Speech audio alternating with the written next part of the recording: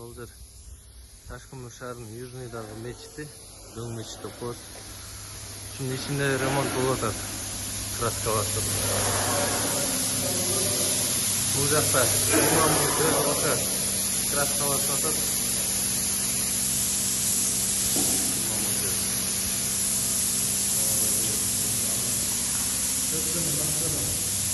Краска çalıştıracağım. 20 kilo kraska ekimizde aceledir. Kulak kavradır. Ortadan artan kraskaların içinde bir kraskaların içinde kraskalar var.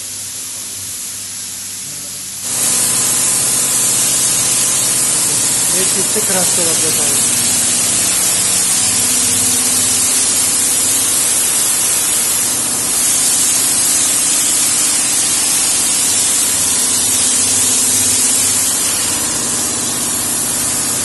Budağındağı kraskalaştan geçer.